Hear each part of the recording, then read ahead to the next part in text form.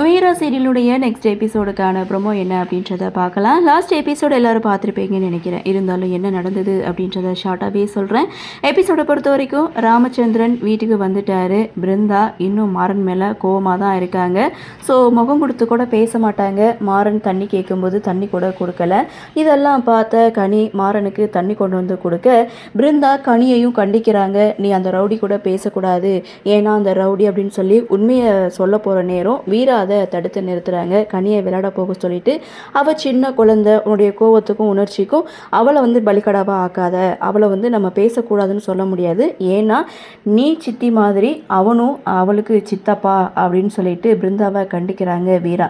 இன்னொரு பக்கம் வீராவுடைய இந்த மாற்றத்தை பார்த்த சூர்யா தன்னை அடிக்க வந்தவங்க வீராவை அடிக்க வந்தவங்கன்னு மாற்றி சொல்லி அந்த இடத்துல ஒரு சிம்பத்தியை கிரியேட் பண்ணுறாங்க. வந்த ரவுடிங்க சூர்யாவை அடி பின்னி எடுக்கிறாங்க.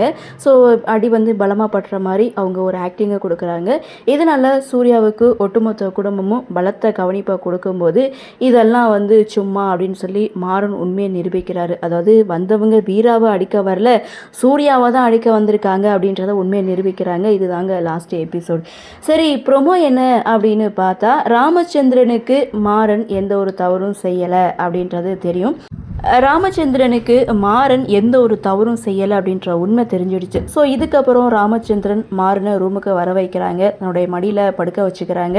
அப்போது மாறன் ரொம்பவே கண் கலங்குறாரு. அதாவது உங்கள் மடியில் படுப்பேனானு கூட நான் எதிர்பார்த்ததே கிடையாது, ரொம்ப சந்தோஷமாக இருக்குது அப்படின்னு சொல்லி தன்னுடைய அப்பா மடியில் படுத்திருக்காங்க. அதை பார்த்த ராமச்சந்திரன் ஒரு பக்கம் கண் கலங்கி மாறன் கிட்ட பேசிகிட்டு இருக்காங்க. நீ குழந்தையாக இருக்கும்போது கடையை சாத்திட்டு வீட்டுக்கு வருவேன், அரை தூக்கத்துலேயும் நீ எழுந்து என் நெஞ்சில் ஏறி படுத்துப்ப அப்படின்ற மாதிரி ரெண்டு பேரும் ஃபீலிங்கோட அந்த இடத்துல தன்னுடைய அன்பை ஷேர் பண்ணிக்கிறாங்க. இதோட இந்த ப்ரோமோவை முடிச்சிருக்காங்க. அப்கமிங் எபிசோட் என்ன நடக்கும் அப்படின்ற எதிர்பார்ப்பு.